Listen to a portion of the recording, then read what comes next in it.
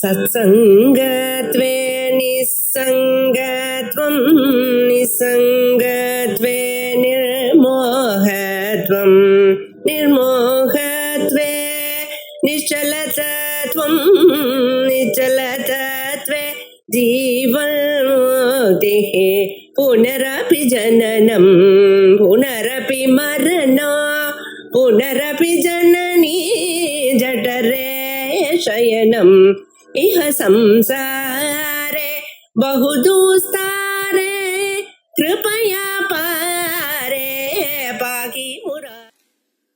कथम अविद्याकृतः एकस्मिनात्मने व्यवहारः उपपद्यते। सांख्यवादी जो कह रहा है उनका निराकरण हमने कर दिया, वैशेषिक जो कह रहे हैं उनका भी निराकरण कर दिया और हमने सिद्ध कर दिया आत्मा में किसी प्रकार की भेद की कल्पना संभव नहीं है। तो आत्मा में भेद कल्पना नहीं है, ठीक है, चलो स्वीकार कर लिया। तो ये जो भेद कल्पना की आप बात कर रहे हैं, आत्मा की अनेकता नहीं है ऐसा आप कह रहे हैं। कथम पुनः आत्मभेद निमित्त इव व्यवहारः उपपद्यते। तो फिर ये जो व्यवहार हो रहा है, अनेक जीव है, जन्म है, मृत्यु है, पाप है, पर पुण्य है, कर्म है, अब देखो तो जो अनेकता का जो हम अनुभव कर रहे हैं, ईश्वर अनेक प्रकार के कर्म फल देते हैं, ईश्वर अनेक प्रकार की सृष्टि कर रहे हैं, तो ये जगत की जो उत्पत्ति है वहां पर भी अनेकता है। और प्रत्येक जीव जो है अनंत जीव है, अनंत जीव अनेक प्रकार के कर्म करते हैं, अनेक प्रकार का व्यवहार हो रहा है। तो वो व्यवहार कैसे हो गया? कथम व्यवहार उपपद्यते। अगर आत्मा की अनेकता आप नहीं कहेंगे तो फिर ये व्यवहार सिद्ध कैसे होगा? देखो, इसलिए मैं कहती हूं वेदांत आपके अनुभव से विरुद्ध नहीं है, आप समझो ठीक से ये। तो अगर आप कहेंगे कि वेदांत विरुद्ध नहीं है अनुभव से, तो हमारा अनुभव तो क्या है? एकस्मिनात्मनि कथम व्यवहारः उपपद्यते। तो ये जो व्यवहार हो रहा है, अनेक जीव हैं, प्रत्येक जीव के अपने कर्म है, प्रत्येक जीव के अपने राग है, द्वेष है। ये जीव को जब ये शरीर प्राप्त होता है, तो ये शरीर जब प्राप्त हुआ तो क्या है? जाति। अब समझो, किसी भी जीव का जब जन्म होता है, ये शरीर वो धारण करता है, तब तीन बात उनको प्रारब्ध से तीन बात हमें प्राप्त होती है। अब समझो, जाति, आयु, भोग। अब देखो, तो प्रारब्ध से ये जाति मानी कि प्रत्येक मनुष्य का जो शरीर है अलग अलग है, प्रत्येक प्राणी का शरीर जो अलग अलग है। भले ही 1 करोड़ नहीं, 1 अब्ज नहीं, अब देखो कितने भी शरीर मनुष्य के बनते रहेंगे, प्रत्येक शरीर की अपनी आकृति है। आप समझो, भूतकाल में जितने मनुष्य हो गए, अभी जितने मनुष्य है, बाद में जितने मनुष्य होंगे, आपका जैसा शरीर है, मेरा जैसा शरीर है, ऐसा शरीर कभी नहीं बनेगा। अब देखो,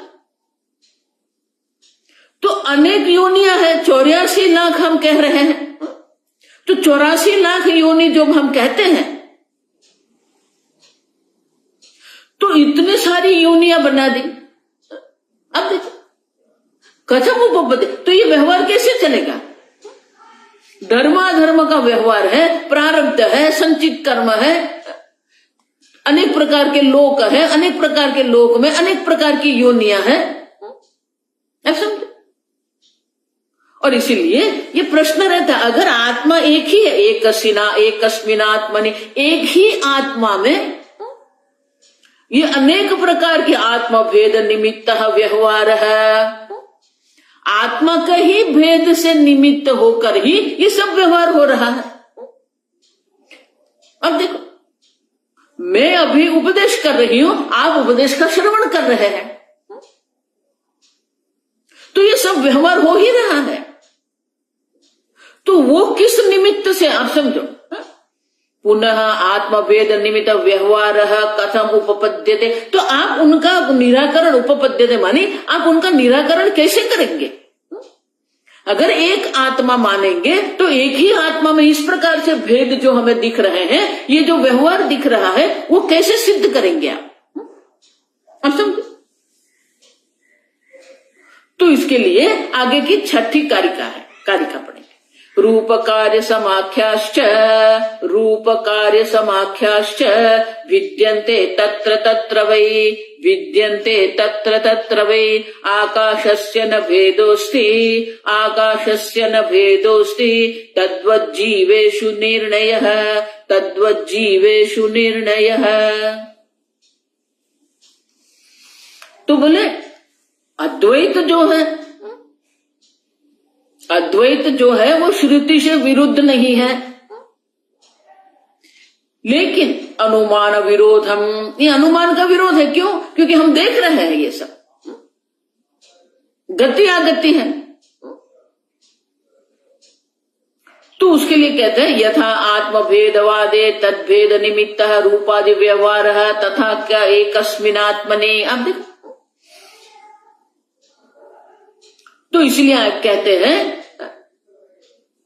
कि आत्मा की अनेकता नहीं है, लेकिन जीव अनेक है। आप समझो ये ठीक से, जीवाः तत्वतः भिद्यन्ते भिन्नात्मनामत्व रूप कार्य समाख्य। जैसे एक ही आत्मा है, आप समझो,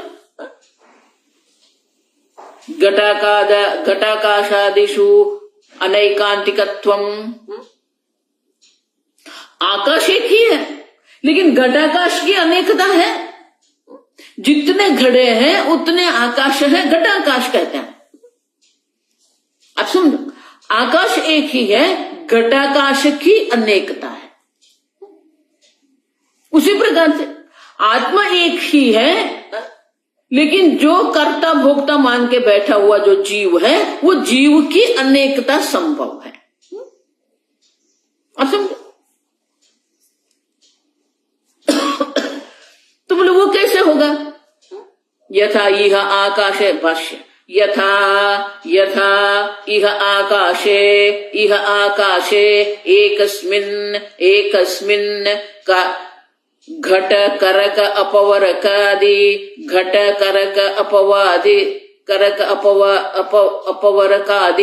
आकाशानाम अल्पत्वं महत्वादि रूपाणि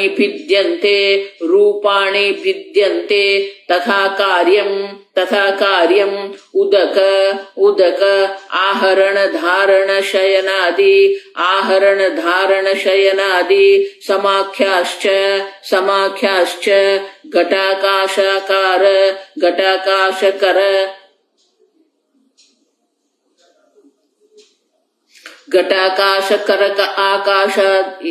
आकाश इत्याद्याः घटाकाशकरक आकाशः इत्याद्याः तत्कृताः च भिन्नाः दृश्यन्ते।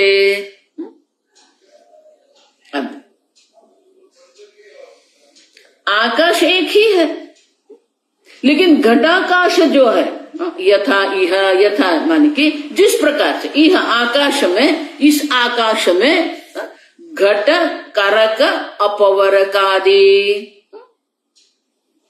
जिस प्रकार से आकाश एक ही है, लेकिन उनकी जो उपाधि जो है, अब देखो, घट है, करक मानी कमंडल, अपवरक माने कि वो मठाकाश, कमरा जो है ना हमारा। तो घटाकाश भी है, करकाकाश भी है, मठाकाश भी है। आप देखो, करक मानी कमंडलु, अपवरक मानी मठ। आप समझो, तो आकाश एक ही है। फिर वही आकाश में हम भेद करेंगे, क्या करेंगे? रूप। आप समझो, लिखा रूप की अनेकता है। किस प्रकार से? घटाकाश है, कमंडलू का आकाश है, कर का आकाश है, अपवर का मठाकाश है। तो ये रूप की अनेकता हो गई। उसी प्रकार वही रूप में कार्य भी है। तो शंकराचार्य जी दर्शाते कार्य क्या है। आकाशानाम अल्पत्व महत्वादि रूपाणि भिद्यन्ते। अनेक रूप है। घटाकाश अल्प है, मठाकाश महान है। अब महत्वादि, अल्पत्वादि, महत्वादि, छोटा भी है बड़ा भी है। तो अनेक प्रकार के रूप हैं। घटाकाश है, करकाकाश है, अपवर का आकाश है। उतना ही नहीं, उनके कार्य भी भिन्न है। घट जो है वो किसके लिए है? उदक आहरण, कुआं या तालाब से पानी लाने के, जल लाने के लिए ये घट है। अब देखो कमंडलू क्या है? जल को धारण करने के लिए है, आहरण, धारण। और मठाकाश किसके लिए है? शयनादि। आप देखो बाहर नहीं सो सकते हम, कमरे में सो जाएंगे, मठ में सो जाएंगे। तो मठाकाश का जो कार्य है वो अलग है, घटाकाश का जो कार्य है वो अलग है। जो घटाकाश कर सकता है वो मठाकाश नहीं करेगा। अब समझो, तो कार्य में भी अनेकता है। समाख्य है, तो समाख्य हमारी क्या है? रूप में अनेकता है, कार्य में अनेकता है। समाख्य, आख्य माने कि नाम, तो उनके नाम भी अलग अलग है। ये घटाकाश है, एक करकाकाश है, अपवरकाश है। ये घटाकाश है, ये कमंडलू आकाश है, ये मठाकाश है। तो नाम भी अलग अलग है। रूप अलग है, कार्य अलग है, नाम अलग है। तो ये भिन्नता है, हम देख रहे हैं। रूप की भिन्नता है, कार्य की भिन्नता है, नाम की भी भिन्नता है। जो मठाकाश में हो सकता है वो घटाकाश में नहीं हो सकता है। मठाकाश में आप सो सकते हो, घटाकाश में आप नहीं सोएंगे। घटाकाश में आप पानी, जो जल जो है वो कुएं से ला सकते हो। मठाकाश में हम पानी नहीं भर सकते। समझ रहे हो? तो कार्य भी अलग है, नाम भी अलग है, रूप भी अलग है। और इस प्रकार से एक ही आकाश है, एक यथा एह आकाशे एकस्मिन् आकाशे, एक ही आकाश है, लेकिन एक ही आकाश में अनेक रूप है, अनेक भेद है। आप देखो तत्र तत्र वै, तत्र तत्र वै माने कि उस प्रकार से व्यवहार भी हो रहा है। घटाकाश के साथ जो हमारा व्यवहार है और मठाकाश के साथ हमारा जो व्यवहार है वो अलग होगा। अब तो रूप अलग है, व्यवहार भी अलग अलग है।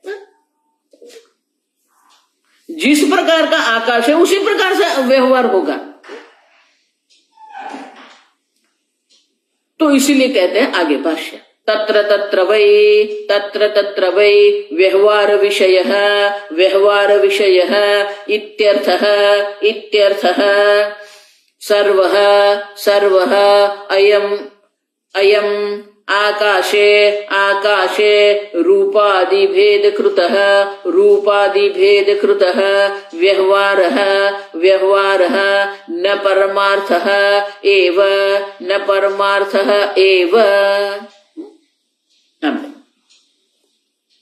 तत्र माने कि घटाकाश के साथ हमारा जो व्यवहार हो, जिस प्रकार से हमारा व्यवहार हो रहा है, आप देखो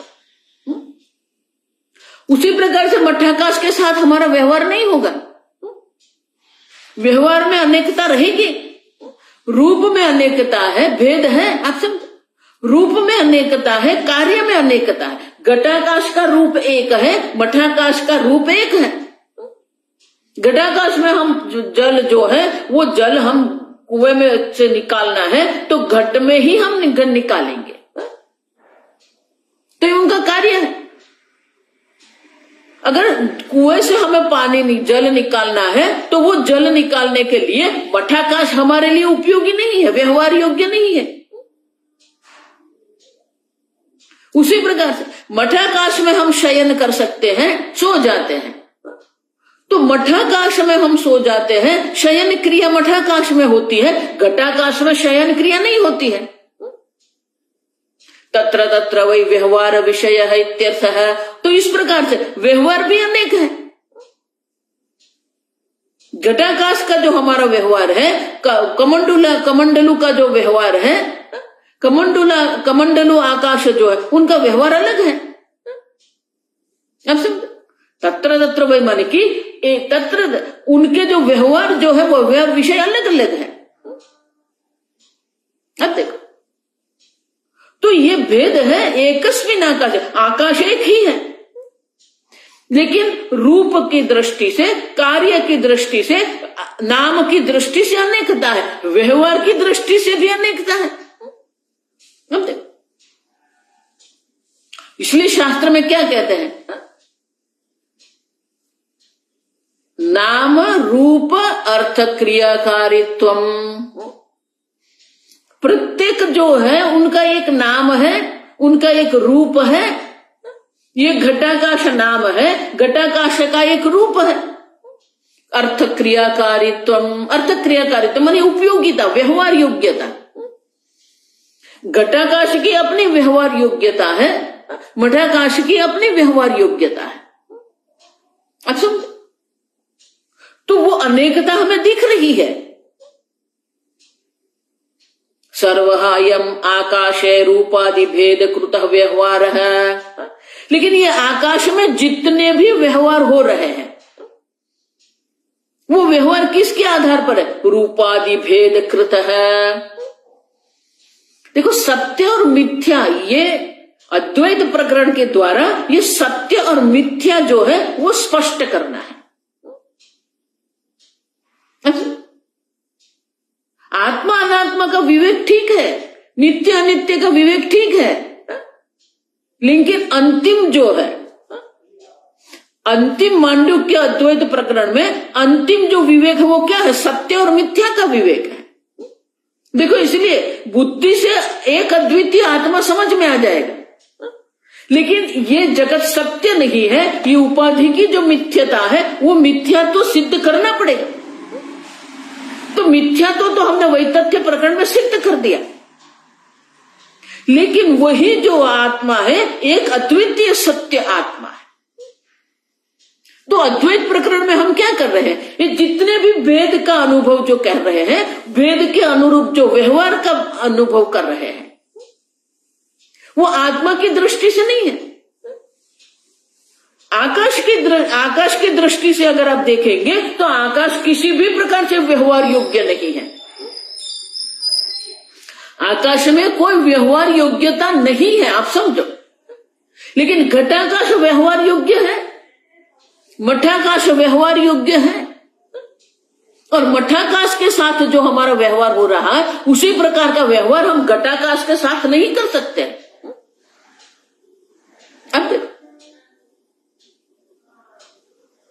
तो जो भी व्यवहार हो रहा है, प्रश्न क्या था, कथम व्यवहार एकस्मिन् आत्मनि उपपद्यते, ये अनेक प्रकार का व्यवहार आप कैसे सिद्ध करेंगे। तो कहते हैं रूपादि भेद कृतः व्यवहार है। घटाकाश हो या मठाकाश है, हमारा जो व्यवहार हो रहा है वो व्यवहार किसके कारण हो रहा है, भेद बुद्धि से हो रहा है, न परमार्थ एव। अब समझो, पारमार्थिक रूप से अगर आप देखेंगे तो कोई व्यवहार नहीं, आकाशस्य न भेदः अस्ति, और इसलिए कहते हैं आकाश में तो कोई भेद नहीं है। जो व्यवहार हो रहा है वो रूपादि भेद की दृष्टि से व्यवहार हो रहा है। देखो, आगे हम मिथ्या की व्याख्या करके गए। अगर आपको संस्कृत याद नहीं रहता है तो ठीक है, लेकिन आप अपनी भाषा में तो उनको याद रखो। गुजराती या हिंदी या अंग्रेजी में, आप उसको याद रखो।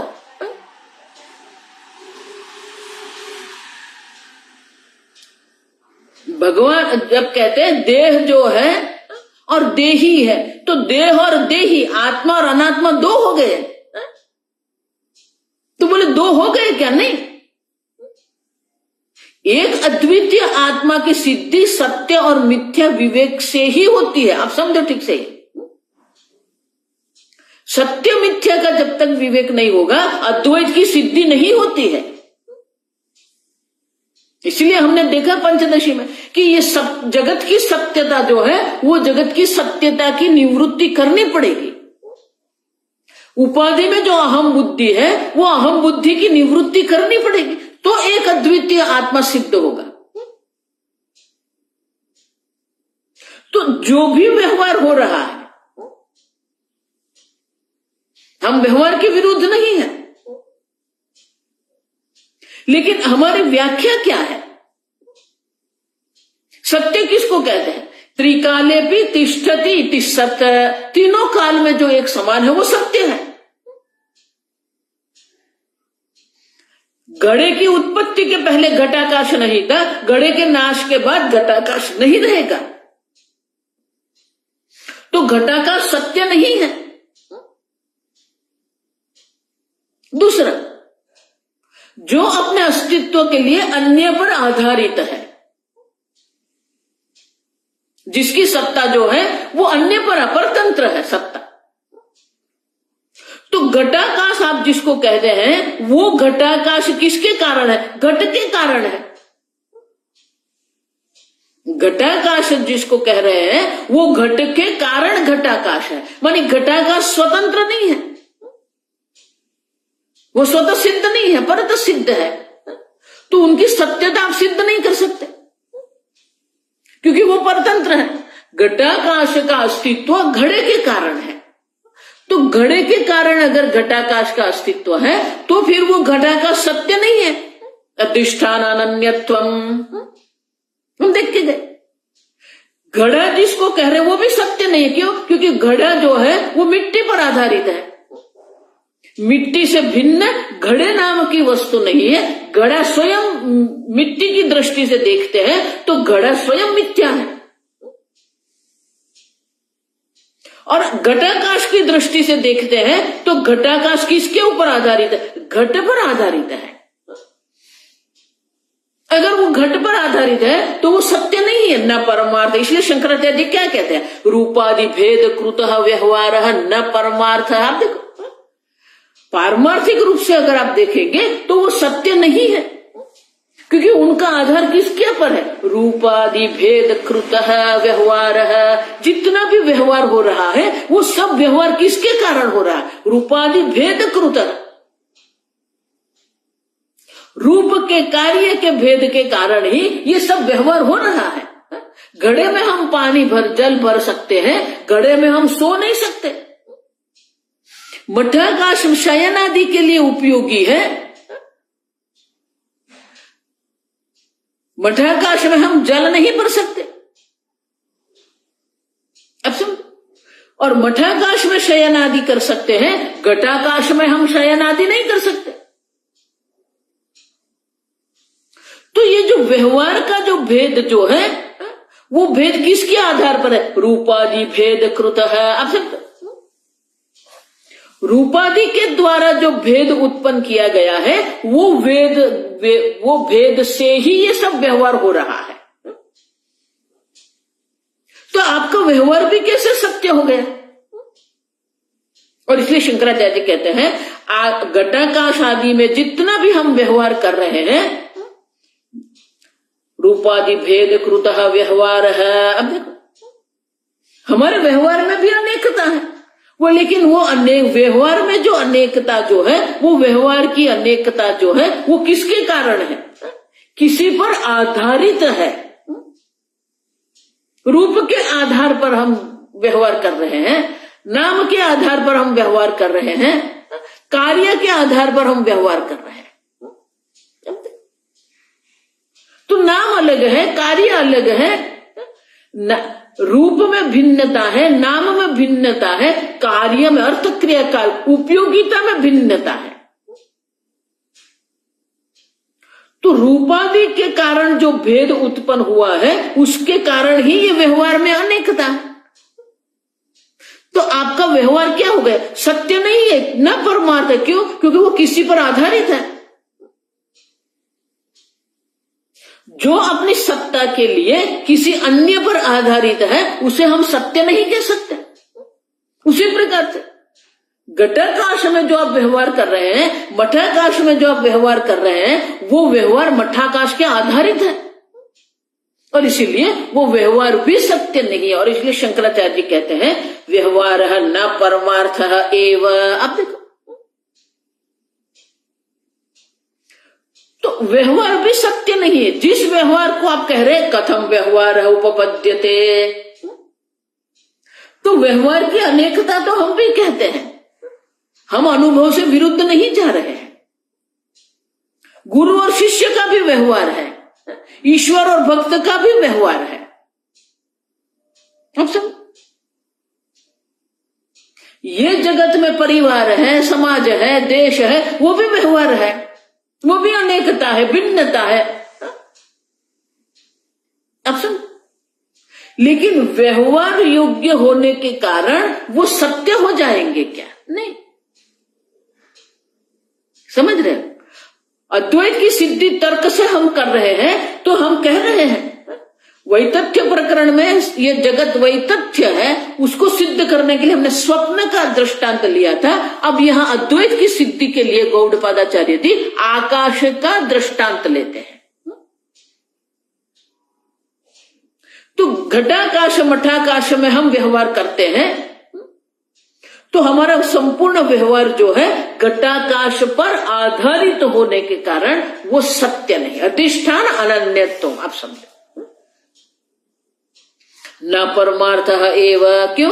परमार्थतः तो आकाश न भेद अस्ति। पारमार्थिक रूप से अगर देखेंगे तो आकाश में कोई भेद नहीं है। आकाश एक अद्वितीय ही है। अब समझिए ठीक से, घटाकाश हम कहेंगे, मठाकाश कहेंगे, महाकाश कहेंगे, वो उपाधिकृत है। और उपाधि से जो अनेकता हमें दिख रही है, वो सत्य नहीं है। अब उतना ही नहीं, जब हम घटाकाश कहते हैं और बाहर मठाकाश है, और दीवार के बाहर जो है वो महाकाश है। आप देखो ठीक से समझो, तो घटाकाश, मठाकाश और महाकाश वो आपने कैसे बनाए हैं? तो बोले कि घड़े की दीवार जो है, घड़े की दीवार के अंदर जो है वो घटाकाश है, और घड़े की दीवार के बाहर जो है वो मठाकाश है। कमरे की जो दीवार, मठ की जो दीवार है, दीवार के अंदर जो है उसे मठाकाश कहते हैं, दीवार से बाहर जो है वो महाकाश है। ठीक से समझिए। तो ये अंदर और बाहर जो हम कह रहे हैं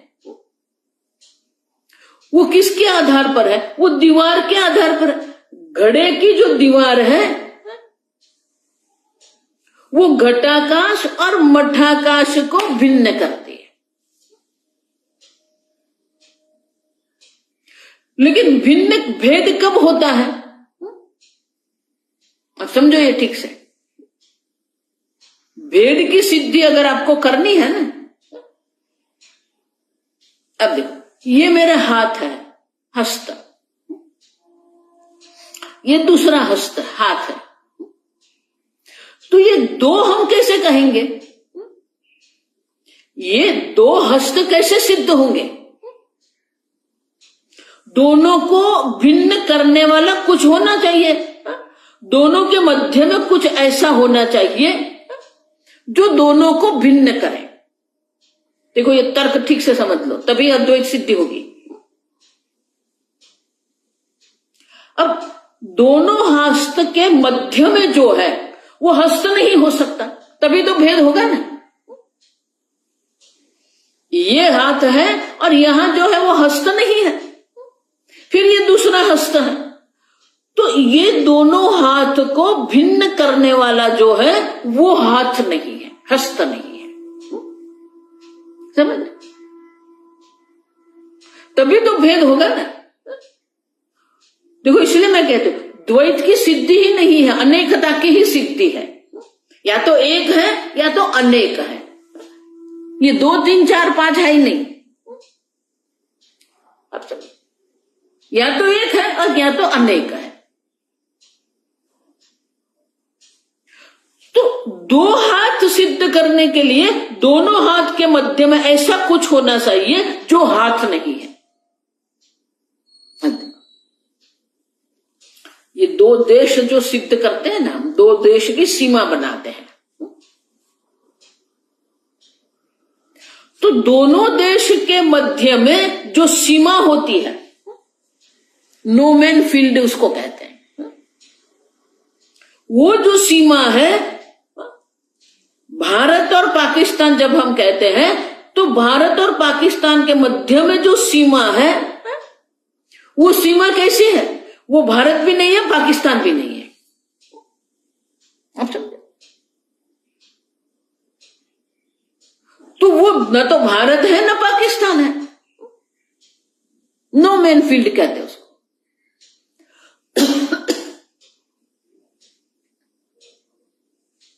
उसी प्रकार से अगर आप घटाकाश और मठाकाश को भिन्न करने जा रहे हैं तो घटाकाश और मठाकाश के मध्य में ऐसा कुछ होना चाहिए जो आकाश नहीं है। समझे? लेकिन वो जो घटाकाश की दीवार आप जिसको कहते हैं, या तो मठाकाश की जो दीवार आप कहते हैं जो भेद कर रही है, इसलिए मैंने क्या कहा, घटाकाश के अंदर और घटाकाश के बाहर, और अंदर और बाहर का जो भेद है वो कौन बना रहा है? घटाकाश की दीवार बना रहा है। मठाकाश जब हम कहते हैं तो मठाकाश मठ के दीवार के अंदर जो है उसे मठाकाश कहेंगे, मठ की दीवार के बाहर जो है उसे हम महाकाश कहेंगे। तो ये घटाकाश और मठाकाश का जो भेद है, रूप भेद जो है, कार्य भेद जो है, उनको सिद्ध करने के लिए हमें दोनों के मध्य में ऐसा कुछ होना चाहिए जो नहीं है, आकाश नहीं है। लेकिन आकाश तो सर्वव्यापी है, एक अद्वितीय आकाश सर्वव्यापी है। उनका अर्थ क्या हुआ? सर्वव्यापी आकाश है माने कि घड़े में अंदर, घड़े के अंदर भी आकाश है, घड़े के बाहर भी आकाश है, घड़े के मध्य में जो दीवार है वो भी आकाश है। आकाश की दृष्टि से देखते हैं तो घटाकाश भी आकाश है, वो दीवार है वो भी आकाश है, और बाहर मठाकाश जिसको आप कह रहे हैं या बाहर महाकाश जिसको आप कह रहे हैं वो भी आकाश ही है। तो आकाश में तो कोई भेद नहीं है, आकाश में कोई अनेकता नहीं है। अब समझो, अंदर बाहर हम जो कह रहे हैं, अंदर बाहर की जो सीमा जो है वो सीमा में भी आकाश तो है ही।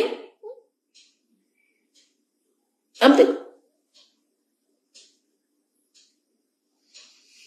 भौतिक शास्त्र की दृष्टि से देखते हैं ना, तो ये संपूर्ण जगत जो है अणु परमाणुओं का बना है।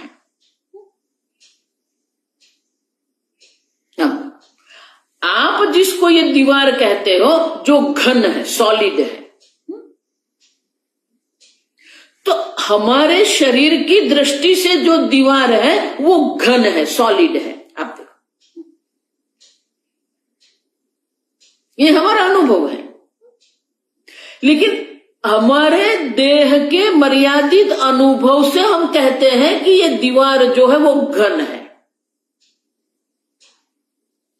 लेकिन अणु परमाणु की दृष्टि से अगर हम देखेंगे तो उनमें घनता किसकी कितनी है?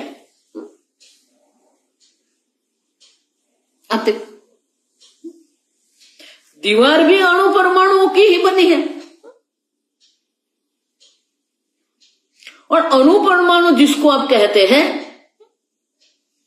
वो क्या है? तो कहते हैं कि मुख्य 3 दर्शाते हैं,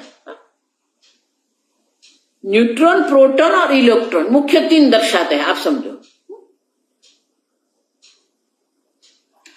तो प्रोटॉन और न्यूट्रॉन जो है वो केंद्र में है, और इलेक्ट्रॉन जो नकारात्मक जो बीज है वो घूम रहा है उनके आसपास। अब सुनो,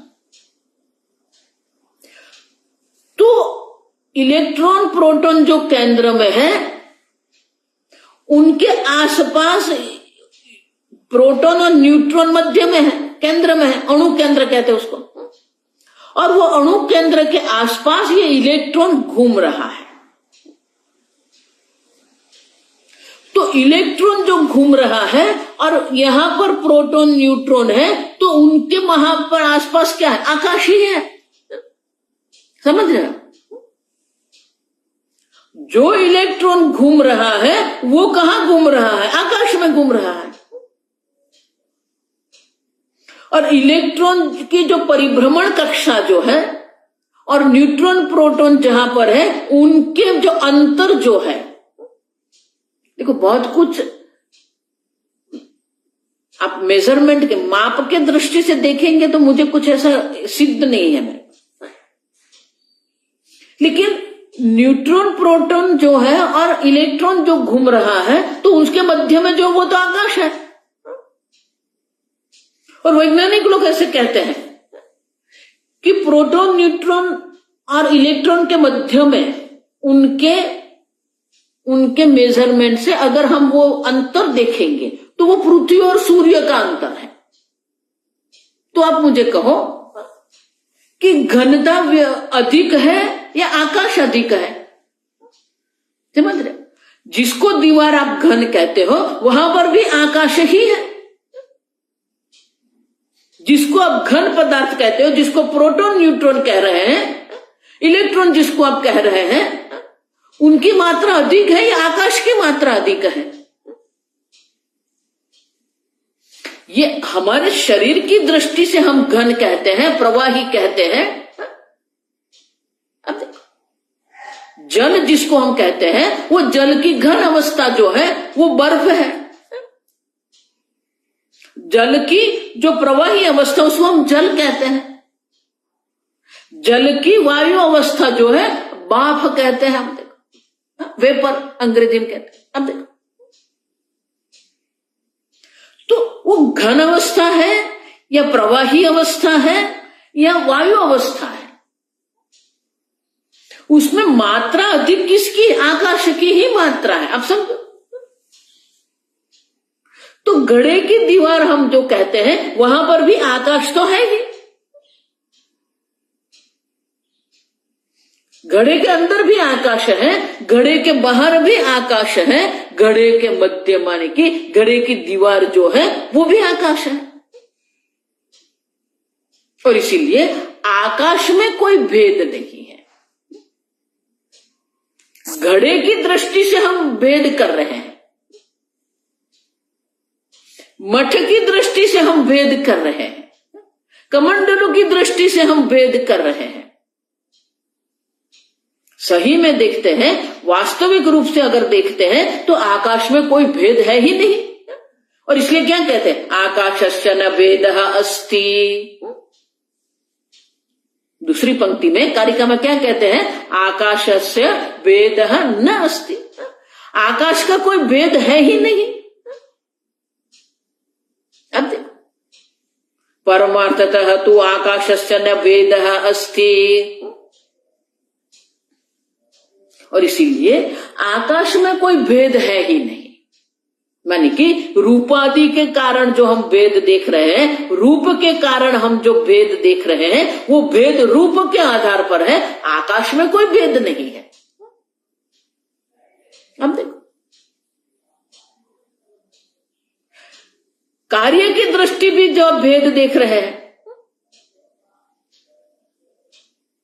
तो जो व्यवहार हो रहा है, ये मनुष्य है, ये कुत्ता है, ये मच्छर है, ये देव है, ये दानव है, ये पृथ्वी लोक है, वो सूर्य लोक है, वो देव लोक है,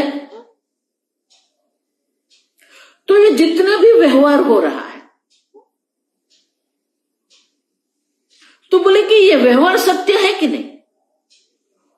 अगर घटाकाश ही सत्य नहीं है तो घटाकाश से जो व्यवहार होगा वो कैसे सत्य हो जाएगा? मठाकाश ही सत्य नहीं है तो मठाकाश के कारण जो व्यवहार हो रहा है वो व्यवहार सत्य कैसे सिद्ध होगा? और इसलिए कहते हैं कि रूपादि भेद जितने भी है, नाम है, रूप है, कार्य है, तो उसमें भी अनेकता हमें दिख रही है, लेकिन वो दिख रही है वो जो है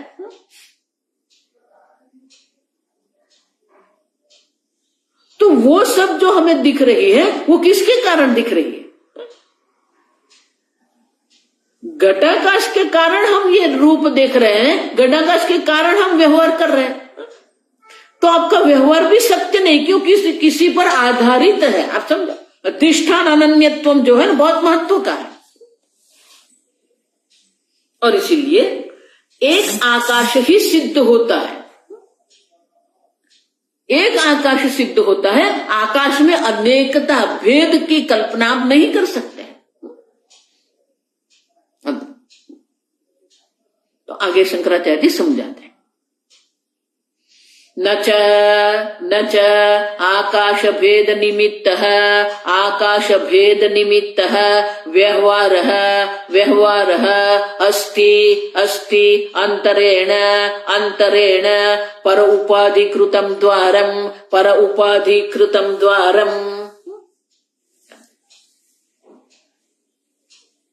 घड़े की उपाधि से घटाकाश है तो घटाकाश सत्य नहीं है, क्योंकि वो अन्य पर आधारित है। उसी प्रकार से अब घटाकाश की दृष्टि से आप व्यवहार कर रहे हैं, समझ रहे हो? घड़े की दृष्टि से घटाकाश है, मानी घटाकाश जो है अन्य पर आधारित है और इसलिए घटाकाश सत्य नहीं है। अब वो जो मिथ्या घटाकाश है वो मिथ्या घटाकाश से आप व्यवहार कर रहे हैं,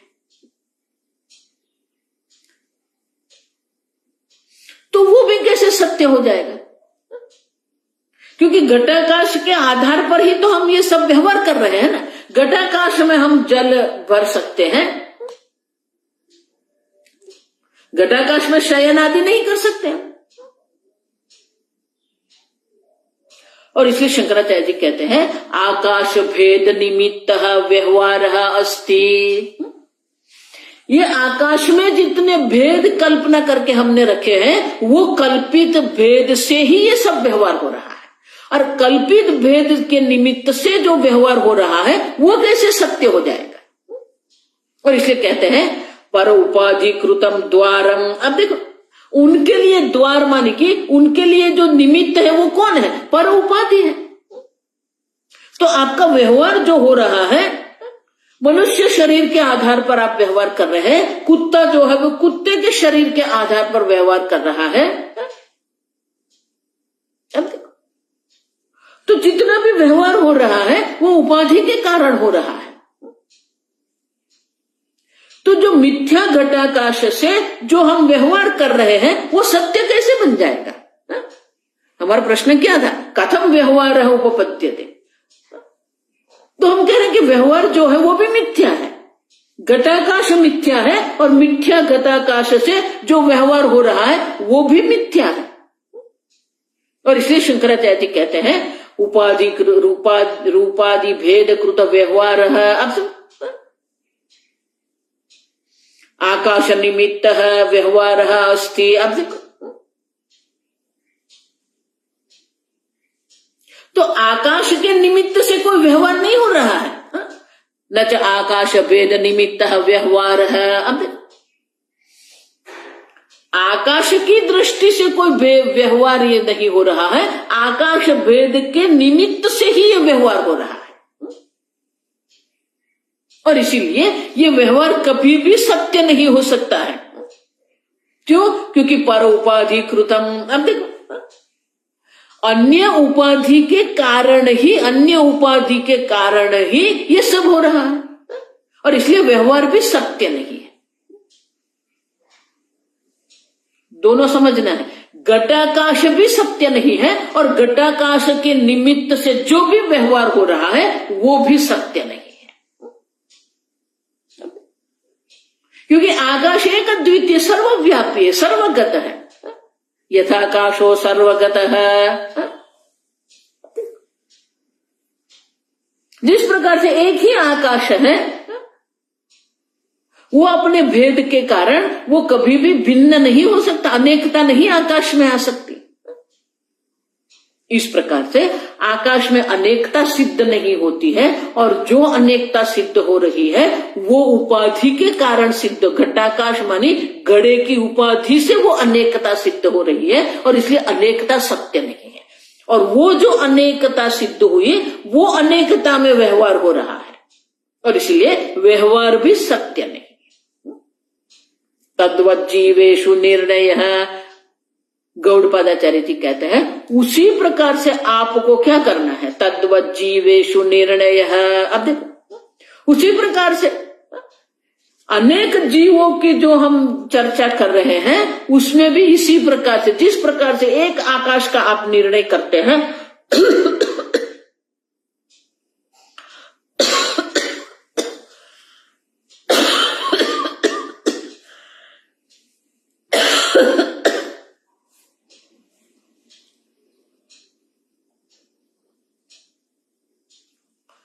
तो जिस प्रकार से आकाश में हम व्यवहार भेद देख रहे हैं, आकाश में भी भेद देख रहे हैं, और आकाश भेद निमित्त से व्यवहार में भी अनेकता देख रहे हैं।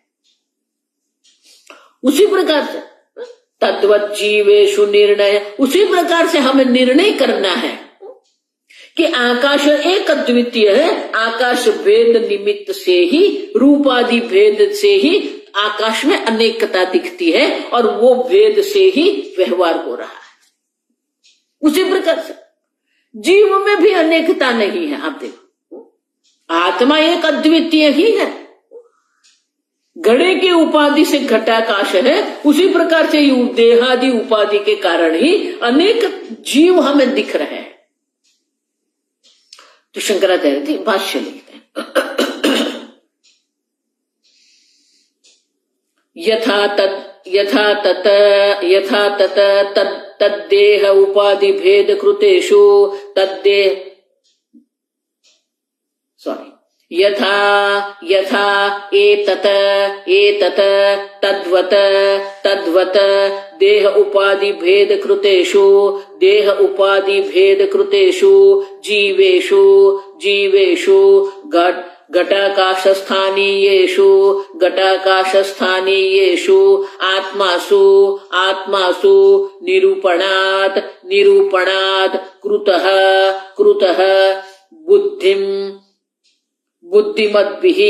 बुद्धिमद्भिः निर्णयः निश्चयः इत्यर्थः। यथा आकाशे भेदः नास्ति,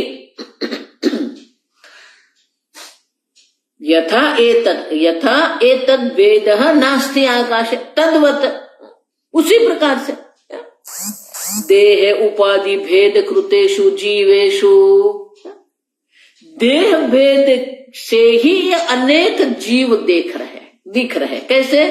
घटाकाश स्थानीयेषु जीवेषु, एक आकाश होने पर भी जिस प्रकार से घड़े की उपाधि के कारण अनेक घटाकाश हमें दिखते हैं, उसी प्रकार से देह उपाधि के कारण ही हमें अनेक जीव दिख रहे हैं। जीवेशु अर्थ। तो एक आकाश में, आकाश है कहा ना, एक आकाश में घटादि उपाधि के कारण अनेक घटाकाश दिख रहे हैं। उसी प्रकार से आत्मसु, आत्मसु माने कि आत्मा में, उसी प्रकार से ये अनेक जो दिख रहा है, अनेक जीवात्मा हमें जो दिख रहे हैं, वो अनेक जीवात्मा किसके कारण दिख रहे हैं? देह उपाधि भेद कृतेषु जीवेशु। अब देखो, देह की उपाधि के कारण ही ये अनेक जीव हमें दिख रहे हैं, अनेक आत्मा हमें दिख रहे हैं। और इसीलिए जीव भी सत्य नहीं है, जीवकृत भेद भी सत्य नहीं है, और जीव में जो व्यवहार हो रहा है वो भी सत्य नहीं है। समझ गए? घटाकाश भी सत्य नहीं है, घटाकाश की अनेकता भी सत्य नहीं है, और घटाकाश निमित्त से जो व्यवहार कर रहे हैं वो भी सत्य नहीं है। उसी प्रकार से अब समझ, जीव की जो अनेकता, हम जीव में जो हम भेद देख रहे हैं, वो जीव का भेद जो अनेकता है वो भी सत्य नहीं है। तो जो सत्य जीव नहीं है, उससे जितने भी व्यवहार हो रहे हैं भेद हो रहे हैं। ये मनुष्य है, ये कुत्ता है, ये देव है, ये अग्नि है, ये वायु है। अब देखो, तो अग्नि, इंद्र, वायु, मनुष्य, प्राणी जो हम कह रहे हैं वो किस प्रकार से? देह भेद उपाधिकृत है। अब सब देह उपाधि से ही ये सब भेद हो रहा है। इसीलिए अनेकता भी सत्य नहीं है, और जीव की जो अनेकता सत्य नहीं है, उसी प्रकार से जीव से जो व्यवहार हो रहा है वो भी सत्य नहीं है। अच्छा, देखो, वेदांत की दृष्टि अलग है। वेदांत ये नहीं कह रहे आप कर्म कर रहे हो, हम कर्म से आपको मुक्त करेंगे, नहीं। वेदांत ये कह रहा है कि व्यवहार संभव ही नहीं है, जो भी व्यवहार हो रहा है वो मिथ्या है, सत्य नहीं है। हम एक बार जान लिया कि जो भेद दिख रहे हैं वो भी मिथ्या है, भेद से जो व्यवहार हो रहा है वो भी मिथ्या है। घटाकाश भी मिथ्या है, घटाकाश की अनेकता भी मिथ्या है, और अनेक प्रकार के आकाश जो है, घटाकाश है, कर्काकाश है, अपवर्काकाश है। अब देखो, तो घटाकाश भी मिथ्या है और अनेकता भी मिथ्या है, और अनेकता में जो व्यवहार हो रहा है वो भी मिथ्या है। उसी प्रकार से आत्मा में हम जो भेद बुद्धि करके बैठे हैं, वो जो है देह मनुष्य। आप देखो, तो जीव का नाम मनुष्य क्यों पड़ गया? उपाधि, मनुष्य उपाधिकृत है। अब देखो, अब सब, तो वो जो जीव जिसको हम कहते हैं, इंद्र कहते हैं, अग्नि कहते हैं, मनुष्य कहते हैं, वो भी सत्य नहीं है, और उनकी जो अनेकता है वो भी सत्य नहीं है, और अनेकता से जो व्यवहार हो रहा है वो भी सत्य नहीं है। और इसलिए कहते हैं कृतः बुद्धिमत निर्णय निश्चय इत्यर्थ है। शंकराचार्य कहते हैं जो बुद्धिमान है उनका ये निर्णय है कि आत्मा एक अद्वितीय है, आत्मा में अनेकता की कोई संभावना नहीं। देखो, आगे भी मैं कह गई, कई वाक्य ऐसे होते हैं वो द्विअर्थी हो, द्वि माने कि उनका एक दूसरा अर्थ निकलता है। जो बुद्धिमान है वो ये निर्णय करते हैं कि आत्मा में जितने भी भेद है और अभेद के कारण, भेद के निमित्त से जितने भी व्यवहार हो रहे हैं वो सत्य नहीं है। तो बुद्धिमान ये निर्णय करते हैं, उनका अर्थ क्या हुआ? जो अनेकता को सत्य मान के चल रहे हैं वो बुद्धिमान नहीं है। आप समझे? कर्मणि कर्मयः पश्येद कर्मणि च कर्मयः सबुद्धिमान मनुष्येषु। जो अनेकता का दर्शन करता है वो बुद्धिमान नहीं है। जो कर्म को सत्य मान के चल रहा है वो बुद्धिमान नहीं है। जो व्यवहार को सत्य मान के चल रहा है वो बुद्धिमान नहीं है। आप समझे? बुद्धिमान वो है जो ये व्यवहार को मिथ्या समझता है, एक अद्वितीय आत्मा को सत्य जो समझता है वो सही है।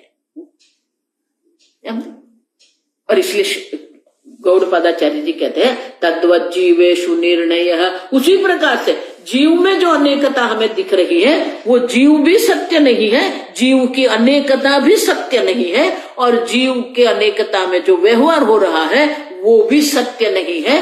ये निर्णय बुद्धिमत भी, बुद्धिमान लोगों के द्वारा ये निर्णय किया गया है कि जीव सत्य नहीं है, जीव की अनेकता भी सत्य नहीं है, और जीव की अनेकता के निमित्त से जो व्यवहार हो रहा है वो भी सत्य नहीं है। तो उनका अर्थ क्या हुआ? जो अनेकता में बैठा है वो मूर्खता है। अनेकता को सत्य मान के जो लड़ रहा है वो सब मिथ्या व्यवहार है। और इसीलिए व्यवहार हम भी स्वीकार करते हैं, लेकिन अनुभव हम भी स्वीकार करते हैं, लेकिन वो सत्य नहीं है। आप समझो, सूर्योदय का अनुभव कर रहे हैं लेकिन सूर्योदय सत्य में नहीं हो रहा है। आकाश में नीलिमा का दर्शन करते हैं लेकिन आकाश में कोई नीलिमा है ही नहीं। माने कि जो आकाश में नीलिमा का आप अनुभव कर रहे हैं वो सत्य, नीलिमा भी सत्य नहीं है, आपका अनुभव भी सत्य